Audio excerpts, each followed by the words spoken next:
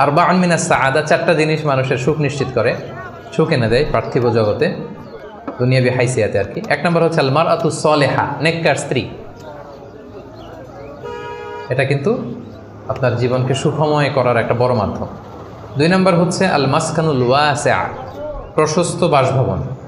কি বলেন, খুব যদি চিপা চাপা হয় এটা তো ওখানে চলাফেরা করে মজা হবে না, স্বাভাবিক। কিন্তু যদি একটা চমৎকার বাসভবন হয়, অনেক স্পেশাস, এটা আসলেই সুখ স্বাচ্ছন্দ্যের একটা ব্যাপার, মানে দুনিয়াবি দিক থেকে।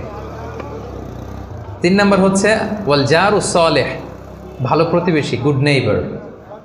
কি বলেন, আরবিতে কি বলে, উতলুবুল জার ক্বাবলাদ দার, বাড়ি কেনার আগে আগে প্রতিবেশী দেখে নাও, আরবি ভাষার একটা প্রবাদ। আর চার নম্বর হচ্ছে ওয়াল মারকাবুল হানি, মানে হচ্ছে লিটারালি হচ্ছে সুইট রাইডিং, ভালো একটা আরোহণ। এটা বর্তমানে গাড়ি হইতে পারে, একটা সুন্দর চমৎকার গাড়ি, ভালো ব্র্যান্ডের গাড়ি, মার্সিডিজ না হইতে পারে।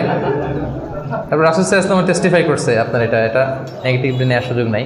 হ্যাঁ, এটা দুনিয়াবি দিক থেকে তো অবশ্যই একটা সুখের মাধ্যম, মার্সিডিজ ব্র্যান্ড হতে পারে।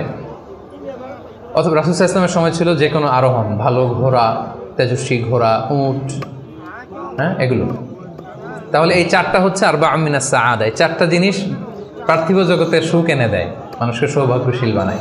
তার মানে ইসলাম এটা নিষেধ করে নাই। কিন্তু দ্য পয়েন্ট ইজ হেয়ার, রাসূল সাল্লাল্লাহু আলাইহি ওয়াসাল্লামের জীবনে কয়টা ছিল বলেন? এই চারটার মধ্যে থেকে রাসূল সাল্লাল্লাহু আলাইহি ওয়াসাল্লামের জীবনে আসলে কয়টা ছিল? শুধু এক নম্বরটাই ছিল। যদি আপনি মানে একেবারে